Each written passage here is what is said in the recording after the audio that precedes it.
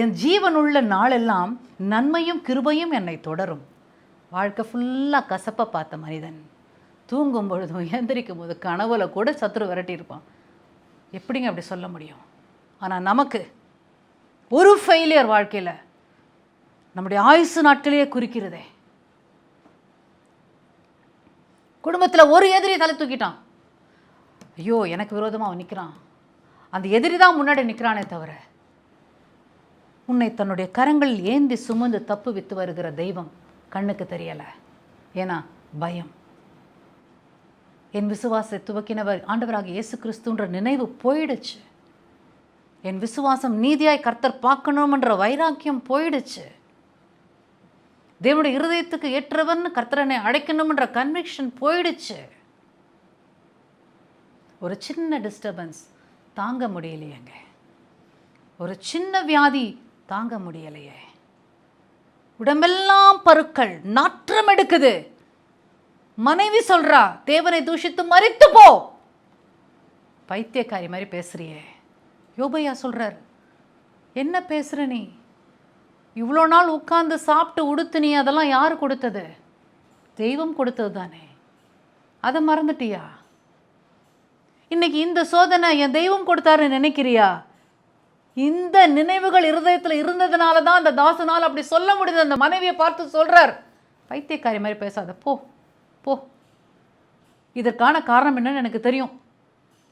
தேவ சமூகத்தில் ஒருத்தன் நின்று சேலஞ்ச் பண்ணிக்கிட்டு இருக்கான். என் தெய்வத்தை நான் தோத்து போக விடக்கூடாது, அவரோட நான் கோஆப்ரேட் பண்ணணும். My God is challenge to the devil.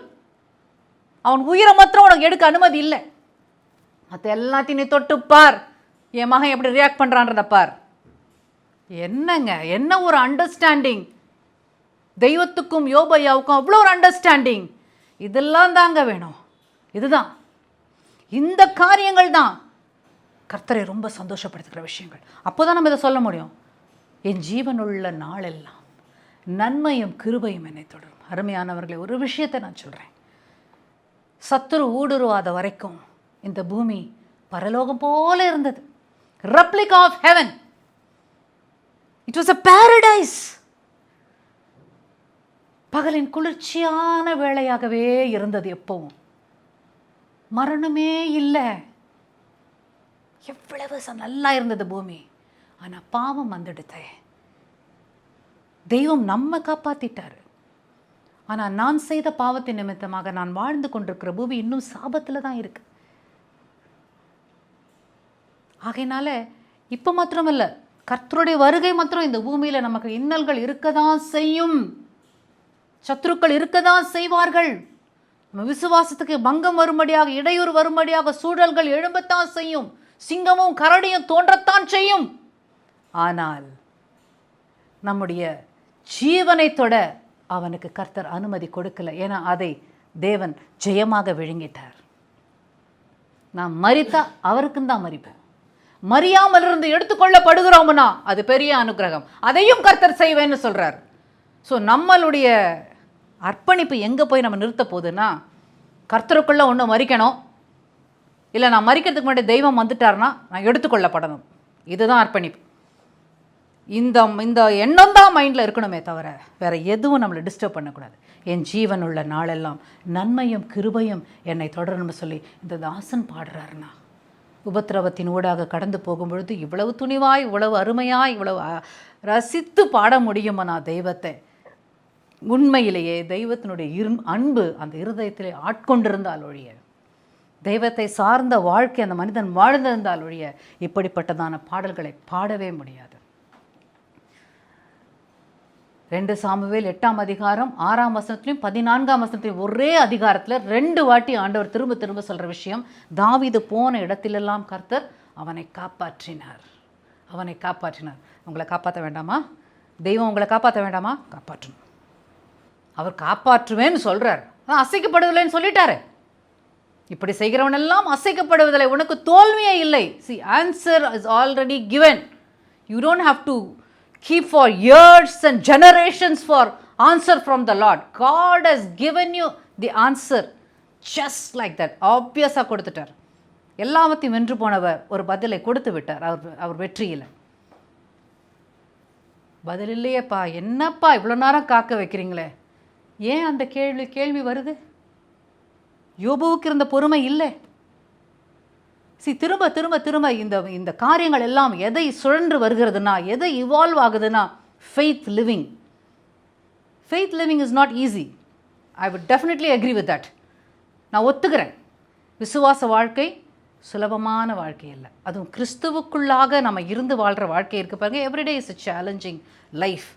But அதுதானே வாழ்க்கை. அந்த சேலஞ்சஸ் இருந்தால் தான் தெய்வம் நம்மோட இருக்கிறார்ன்றதே உணர முடியும். அதுக்காக உபத்திரவம் வேணும்னு நான் சொல்லலை. உபத்திரவம் இருக்கும், ஏதாவது விதத்தில் இருந்துக்கிட்டே இருக்கும். குடிக்கிற தண்ணியில் வரும், சுவாசிக்கிற காற்றுல வரும், சாப்பிட்ற சாப்பாட்டில் வரும். இப்படி இருந்து ஆரம்பிக்கிற உபத்திரவம் எல்லா இடத்துலையும் இருக்கா. ஜன்னலை திறந்தா உபத்திரவம் வரும், காரில் போனால் உபத்திரவம் வரும், 4 பேரோட உட்காந்து சம்பாஷிக்கும் போது உபத்திரவம் வரும். எங்கே போய் நம்ம ஒளிஞ்சு நிற்க போகிறோம்? எங்கே போய் ஒளிஞ்சிக்க போகிறோம் இந்த உலகத்தில்? இங்கே தான் இருக்கணும். ஆனால் ஒரு மறைவிடம் இருக்குது. உன்னதமானவரின் மறைவில் இருக்கிறவன் சர்வ வல்லவருடைய நிழலில் தங்குகிறான். அவருடைய செட்டைகளின் கீழ் நமக்கு அடைக்கலம் இருக்கு. We know the answer even for that. உலகத்தில் உங்களுக்கு உபத்திரவம் உண்டு, ஆனாலும் திடன் கொள்ளுங்கள், நான் உலகத்தை ஜெயித்தேன். ஆண்டவர் சொல்லி போனாரா இல்லையா? இது எல்லாருக்கும் தெரியும்ல, மனப்பாடமாக தெரியும்ல. ஆத்மார்த்தமாக எவ்வளோ தூரம் தெரிய போகுது நமக்கு, அதுதான் விஷயம். The concern is that ஆத்மார்த்தமா அந்த வார்த்தை, திடன் கொள்ளுங்கள் நான் உலகத்தை ஜெயித்தேன்ற சத்தியம் ஆத்மாத்மாவா எப்போ நம்ம தெரிஞ்சுக்க போகிறோம்? ஒப்பு கொடுத்தாதான் தெரிந்து கொள்ள முடியும். விசுவாச வாழ்க்கை என்ன என்கிறதை, அந்த சாராம்சத்தை புரிஞ்சுக்கிட்டாதான் இந்த சத்தியம் புலப்படும். ஸோ தாவீதையா, இப்போ நம்ம இந்த விஷயமெல்லாம் எதுக்கு நம்ம பார்க்குறோம் அப்படின்னா, நம்ம கொஞ்சம் ஃபெய்த்தில் எடிஃபை ஆகிக்கணும் கண்டிப்பாக. பட் இதை யார் எழுதுனாங்கன்றத தெரிஞ்சுக்கணும். எந்த மாதிரி ஒரு உள்ளத்தில் அவங்க எழுதியிருக்காங்கிறத தெரிஞ்சுக்கிட்டாதான் இதில் எவ்வளோ பெரிய ஒரு மகத்துவமான சத்தியம் இருக்குன்றதும் நமக்கு தெரிய வரும். இந்த தியானத்தை துவங்கும் போதே ஒரு விஷயத்தை நம்ம சொன்னோம். என்னன்னா, இந்த முதல் வசனம், யார் உம்முடைய கூடாரத்தில் தங்குவான், யார் உம்முடைய பரிசுத்த பர்வத்தில் வாசம் பண்ணுவான்னு சொல்லும் பொழுதே இதில் ஏதோ ஒரு ஆவிக்குரிய ரகசியத்தை வச்சு தான் இந்த தீர்க்க தரிசனமாய் தாவீது பாடியிருக்கிறார். இது அவருடைய மன அங்கலாய்ப்பாக பார்க்கலாம், இல்லை மன ஆசையாக பார்க்கலாம். அப்படின்றத நம்ம துவக்கத்திலே நம்ம பேசின விஷயந்தான். இப்போது அடுத்த லெவல் என்ன பண்ண போகிறோம், பார்க்க போகிறோம் அப்படின்னா, இவ்வளோ நேரம் வரைக்கும் நம்ம தாவீது ஐயாவோட கர்த்தர் எப்படி இருந்தார், அவர் தெய்வத்தோடு எப்படி இருந்தார், என்னென்ன வெற்றிகள் தோல்விகள் எல்லாம் கர்த்தர் எப்படி இருந்தார், இதெல்லாம் பார்த்தோம். நல்லா இருந்தது, சந்தோஷமாக இருந்தது. ஸோ இப்போது நமக்கு ஒரு வைராக்கியம் வந்திருக்கு. நான் கூட தாவீதை போல் ட்ரான்ஸ்ஃபார்ம் ஆகி அதே மாதிரியான அனுபவத்துக்குள்ளெல்லாம் நான் போனோம். அவர் வழி தவறி போன க்ஷணங்களெல்லாம் என் வாழ்க்கையில் ஏற்பட்டிருந்தாலும் நானும் இப்போ கர்த்தரனை தண்டிக்க நான் ஒப்பு கொடுக்குறேன். அது எதுவாக இருந்தாலும் நான் ஏற்றுக்கிறேன். But I have to be renewed. என் ஃபெய்த் புதுப்பிக்கப்படணும். அந்த ஒரு ஆசை வருது இல்லையா, வரணும். அந்த ஆசை வந்ததுன்னா தான் இந்த மாதிரி பல பாடல்களை நம்ம பாட முடியும். இப்படிப்பட்ட தாசன் ஒரு விஷயத்தை எழுதுகிறார். தொடர்ந்து பார்க்கலாம். கர்த்தாவே, யார் உம்முடைய கூடாரத்தில் தங்குவான், யார் உம்முடைய பரிசுத்த பர்வதத்தில் வாசம் பண்ணுவான்.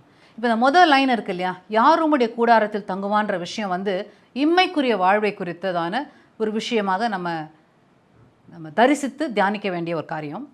ரெண்டாவது, யார் உம்முடைய பரிசுத்த பர்வதத்தில் வாசம் பண்ணுவான். இது மறுமை வாழ்வுக்குரிய விஷயமாய் நம்ம இதை தியானிக்கணும். இந்த வார்த்தையை அப்படி வைத்து தியானித்தா நிறைய ரகசியங்கள் கர்த்தர் நம்மோட பேசுவார். பார்க்கலாம் தொடர்ந்து. இம்மை மறுமை அப்படின்னு சொல்லும் பொழுது, இம்மைன்றது பூமிக்குரிய வாழ்வை குறிக்குது, மறுமை அப்படின்றது life after death. Life after death.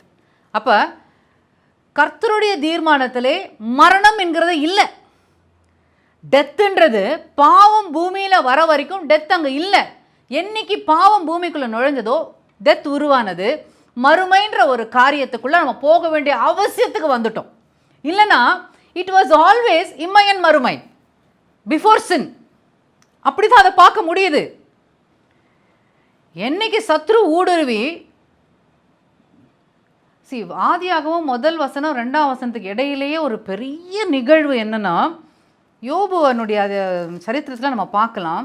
அது 38ஆம் அதிகாரம் 7ஆம் வசனத்தில் நீங்கள் பார்த்தீங்கன்னா அங்கேயே தெரியும், வானத்தையும் பூமியும் விண்மீன்களையும் கர்த்தர் சிருஷ்டித்தார், அங்கே தேவ தூதர்களும் இருந்தாங்க. ஸோ இது வரைக்கும் ஆண்டவர் வந்து he created every thing and kept. But அங்கே தான் ஒரு என்கவுண்டர், ஆண்டவருக்கும் சத்ருக்கும் ஒரு விஷயம் நடக்குது. அவன் பெருமிதம் கொள்கிறான். இதெல்லாம் பார்த்த உடனே என்னடா இவரை சுற்றி சுற்றி சுற்றி நம்ம வந்துட்டு இருந்தோம், இன்றைக்கி நம்மளை வந்து ஒரு பெரிய ஸ்தானத்துக்குள்ளே ஃபஸ்ட்டு இது பண்ணுறதுக்கு முன்னாடி அவர் என்ன சொல்கிறாரு, நீ ரட்சிக்கப்படுவதற்காக நீ ஒரு கேருபாக உன்னை நான் நியமித்திருக்கிறேன் அப்படின்னு ஒரு டெசிக்னேஷனை கொடுத்து இந்த பிரதான தூதனை கர்த்தர் நிறுத்தி வைத்து இந்த வானத்தை பூமியை சிருஷ்டித்து விண்மீன்களை உருவாக்கி கர்த்தர் வைத்திருக்கிறார், இதை நீ பாதுகாத்து நீ வந்து இதை அவனோட பொறுப்பில் கொடுக்கிறார். பட் அதை பார்த்த உடனே ஒரு இவனுக்குள்ள ஒரு ஆசை வருது, ஏன் நம்மளால் சிருஷ்டிக்க முடியாதா, இது இவ்வளோ பியூட்டிஃபையாக பண்ணியிருக்கும்போது நம்மளால் பண்ண முடியாதா? ஸோ அங்கே ஒரு கர்த்தருக்கும் பிசாசுக்கும் ஏற்படுகிற ஒரு நிகழ்வில் என்ன ஆகுது, பூமி ஒழுங்கின்மையாக மாறிட்டதுன்றதை நம்ம அங்கே பார்க்க முடியுது. 2ஆம் வசனத்தில் நீங்கள் பார்த்தீங்கன்னா, பூமியானது ஒழுங்கின்மையும் வெறுமையுமாக இருந்தது, ஆழத்தின் மேல் இருள் இருந்தது. ஸோ இது எல்லாமே ஆண்டவர் வந்து வெறுமையும் ஒழுங்கின்மையுமாக இருக்கிற ஒரு பூமியை என்றைக்குமே சிருஷ்டித்திருக்க முடியாது. அவர் எல்லாவற்றையும் நேர்த்தியாய் செய்கிற கர்த்தர் நம்ம வேதத்தில் பார்க்குறோம். ஸோ அங்கே முதல் வசனத்துலையும் 2ஆம் வசனத்துலையும் பயங்கர ஒரு ரப்சர் ஏற்பட்டிருக்கு. அங்கே தான் தூதன் பெருமை அடைந்தான், தள்ளப்பட்டான். அவன் தள்ளப்பட்ட உடனே அவன் வந்து விடிவெள்ளியாய் அவன் அங்கே இருந்தான். அதாவது இந்த ஹோல் ஏர்த்துக்கும் அவன் ஒருத்தன் நின்றானா போகிறோம், ஃபுல்லாக பிரைட்டாக இருக்கும். இப்போ அவன் விழுந்துட்டதுனால அவங்ககிட்ட இந்த மகிமையெல்லாம் கர்த்தர் எடுத்துட்ட உடனே அங்கே இருள். அந்த இருள் தான் இங்கே 2ஆம் வசனத்தில் பூமியானது ஒழுங்கின்மையும் வெறுமையுமாக இருக்கிறது, ஆழத்தின் மேல் இருள் இருந்தது, தேவ ஆவியானவர் ஜலத்தின் மேல் அசைவாடி கொண்டு.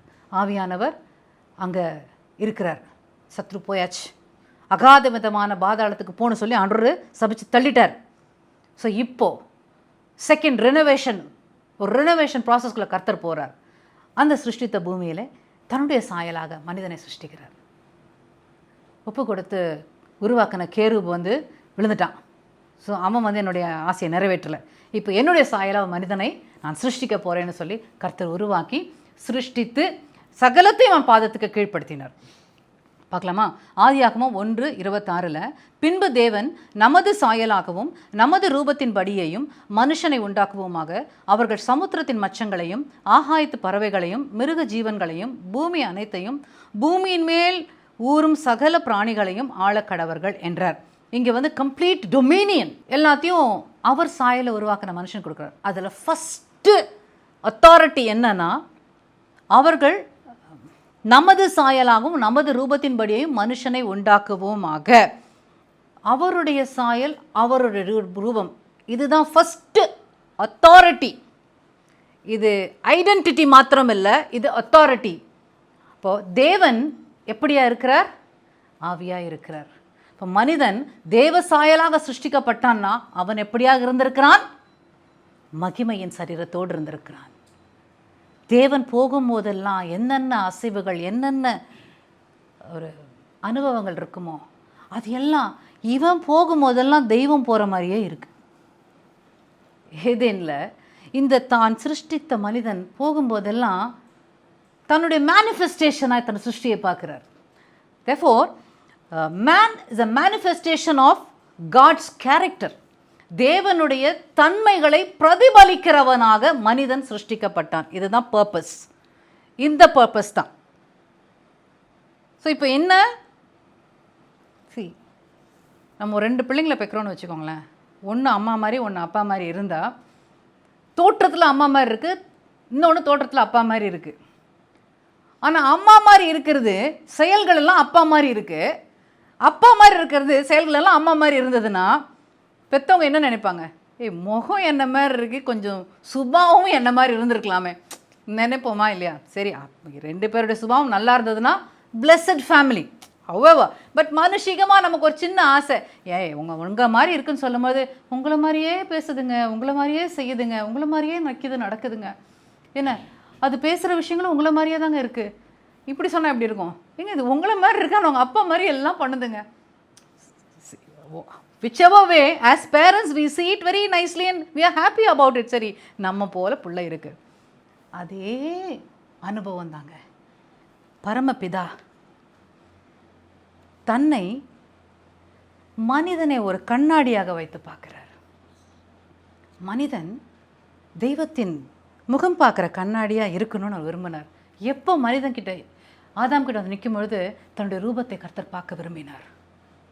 ஆனால் அதை இழந்து போனான். அந்த கண்ணாடியில் எப்படி ரசம் போனால் வெறும் கருப்படிச்சிருக்குமோ அந்த மாதிரி ஆதாமனுடைய ரூபம், ஏவாளுடைய ரூபம் கருப்படித்து போனது. அவர்கள் ஏற்கனவே தேவர்களாக தாங்க இருந்தாங்க. ஆனால் சத்துரு வந்து புதுசாக ஒரு விஷயத்த சொல்கிற மாதிரி, நீங்கள் அதெல்லாம் சாப்பிட்டீங்கன்னா தேவர்களை போல மாறிடுவீங்க. இந்த மதியீனமான பெற்றோர் என்ன சொல்லியிருக்கணும்? அட பைத்தியக்கார பிசாசே, அட சர்ப்பமே, உனக்கு விஷயம் தெரியாதா? நாங்கள் எந்த சாயலில் உருவாக்கப்பட்டிருக்கோம்? எங்கள் அப்பாவுடைய சாயலில் உருவாக்கப்பட்டிருக்கோம். அப்போ நாங்கள் யார்? நாங்களும் ராஜா தான், நாங்களும் தேவர்கள் தான். சொல்லலையேங்க, சொல்லலையே. அவன் சொன்னது உண்மைன்னு ஏற்றுக்கிட்டு எல்லாம் முடிஞ்சு போச்சு. ஸோ அங்கே ஆரம்பித்த ப்ராப்ளம். ஸோ இம்மை இப்போ மறுமைக்கு போக வேண்டிய நிலவரத்துக்கு தள்ளப்பட்டது. ஸோ இதை வந்து கர்த்தர் பரவாயில்ல, காட் அக்செப்டட். அந்த சம்பவத்தை ஆண்டவர் அப்படியே முழுசுமா முழுங்கிட்டாருங்க. தெய்வம் முழுங்கி சத்துருவை பார்த்து சொல்கிறார், இவ்வளோ தானே பண்ணியிருக்க, நான் என்ன பண்ணுறேன் பார், உன் தலையை நசுக்க வருவேன். ஆண்டவர் செய்து முடித்தாரா இல்லையா? அங்கே ஆரம்பிச்சதுங்க மறுமையின் நிச்சயம். அதை தேவன் ஊர்ஜிதப்படுத்தி கொடுத்தார் சிலுவை மரணத்திலே. அவர் உயிர்த்தெழுதலிலே அந்த தரிசனத்தை நிஜமாக்கி வைத்திருக்கிறார். சீயோனை ஸ்தாபித்து வைத்திருக்கிறார் என்று வேதாகமத்தில் பார்க்குறோம். அதெல்லாம் நம்ம பார்க்க தான் போகிறோம். இதெல்லாம் it is going to connect to that only. So என்ன சொல்லிட்டு இருந்தோம் இப்போது? இம்மை மறுமை. ஸோ இம்மைன்றது பூமிக்குரிய வாழ்வு, மறுமைன்றது ஆஃப்டர் லைஃப், ஆஃப்டர் டெத். அப்போது நமக்கு ஆண்டவராக இயேசு கிறிஸ்துவை தெய்வமாக கொண்ட ஜனம், மெய் தெய்வத்தை சொந்தமாக வைத்திருக்கிற நமக்கு ஒரு நம்பிக்கை இருக்குது, மரணத்துக்கு பின்பாக ஒரு வாழ்வு. அதனால் நம்ம என்ன சொல்கிறோம்? மரணத்தை பார்த்து சேலஞ்ச் பண்ணுறோம். உன் ஜெயம் எங்கே? உன் கூர் எங்கே? தாராளமாவா? I am always ready, because that I am waiting for a new beginning. So அது இம்மை வாழ்வின் அடைக்கப்பட போகிற கதவுகள் அல்ல, மறுமை வாழ்வை திறக்க போகிற கதவு என் மரணம். பியூட்டிஃபுல் இல்லையா? ஸோ அந்த மரணம் எப்படிப்பட்ட மரணமாக இருக்கணும்? வேதாகமத்திலே மரித்த அத்தனை விசுவாச வீரர்கள் மரணமாக இருக்கணுமா இல்லையா? நிறைய பேர், மோர் தென் 90% தெய்வத்துக்கென்று இரத்த சாட்சிகளாய் மரித்தாங்க. அதெல்லாம் ஒரு பெரிய ஸ்லாக்கியம். நமக்கு பயமாக இருக்குது. ஒரு சின்ன வியாதி வந்துட்டாலே, ஆண்டவரே இன்னொரு 10 வருஷம் நான் இருந்துடுறேன்ப்பா, என் மக வயிற்றில் ஒரு பிள்ளையை பார்த்துடுறேன். அந்த பிள்ளை பிறந்தோடனே திரும்பி வியாதி வந்துடுது, நமக்கு பலவீனம் வந்து வயசாகி போயிட்டு பலவீனம் வந்து, ஆண்டவரே இன்னொரு 5 வருஷம் கூட்டி கொடுங்க, ஒரு 2வது ஜெனரேஷனை பார்த்து 3வது ஜெனரேஷனை பார்த்துடுறேன். ஆசை, மனிதனுடைய ஆசைக்கு எல்லையே இல்லை. ஆனால் இதை இன்றைக்கி நம்ம தியானிக்கும் பொழுது நமக்கு ஒரு, என் வாழ்க்கைக்கு எப்போ ஆண்டவரை எல்லை, இம்மை வாழ்க்கைக்கு எப்போ ஆண்டவரை எல்லை, அதை காட்டுங்களேன். கேட்க துணிவு இருக்கா? ஆண்டவரே ஒரு வாழ்வு இருக்குன்றாங்க வேதாகமத்தில், அதை நீங்கள் சம்பாதித்து கொடுத்துருக்குறீங்க, அதை காண்பீங்கப்பான்னு கேட்குற துணிவு நமக்கு இருக்க அருமையானவர்களே. இன்றைக்கும் வரலையே. கிறிஸ்துவுக்கென்று மரிக்கணுன்ற ஒரு எண்ணம் பேசுகிறோம், அலங்கார வார்த்தைகளால் பேசுகிறோம், உள்ளம் இன்னும் ரெடி ஆகலை. ஆனால் ஆண்டவர் சொல்கிறார், மகனே மகளே, நீ நீடூழி வாழ்ந்திருக்கணும்னு நான் ஆசீர்வதிக்கிறேன். நீ எனக்காக சாகணும்லாம் அப்படி இல்லை, பட் உன் ஆத்துமா ஈடேறும்படியாக வாழ்ந்துடு. அது மண்ணுக்கு போகிற சரீரம். ஐ ஒன்லி கிரியேட்டட், நான் தான் அதை சிருஷ்டித்து கொடுத்தேன். பட் உனக்குள்ளே நான் கொடுத்துருக்குற என்னுடைய சுவாசம் இருக்கு பாரு, அதை மாத்திரம் நீ பாதுகாத்துக்க. அதுக்கு நம்ம பொறுப்புள்ளவர்களாக இருக்கிறோம் அருமையானவர்களே. ஸோ இம்மை இந்த பூமிக்குரிய வாழ்வையும், மறுமை இந்த பூமியின் வாழ்வு முடிந்த பிறகு நாம் அனுபவிக்கிற ஒரு பேரானந்தம் நிறைந்த வாழ்வையும் குறிக்கிற ஒரு விஷயமாக இருக்குது. ஸோ இங்கே யாருடைய உம்முடைய கூடாரத்தில் தங்குவான்னு சொல்லி தாவீதையா பாடுறாரு. இப்போது man is a manifestation of God's கேரக்டர்னு நம்ம சொன்னோம். தெய்வத்தின் தன்மைகளை பிரதிபலிக்கிறவனாக மனிதன் இருக்கிறான் என்பதை நம்ம பார்த்துருக்குறோம். அந்த நிலைப்பாடை கர்த்தர் சம்பாதித்து கொடுத்துட்டார். ஆண்டவராக இயேசு கிறிஸ்து சம்பாதித்து கொடுத்தார். இதை இழந்திருந்தோம், இப்போ திருப்பி சம்பாதித்து கொடுத்துட்டோம். இனிமேல் நம்ம எப்படி இருக்க போகிறோம்? திருப்பி அதே மேனிஃபெஸ்டிங் மிஷனுக்குள்ளே நம்ம ஒப்பு கொடுக்கணும்.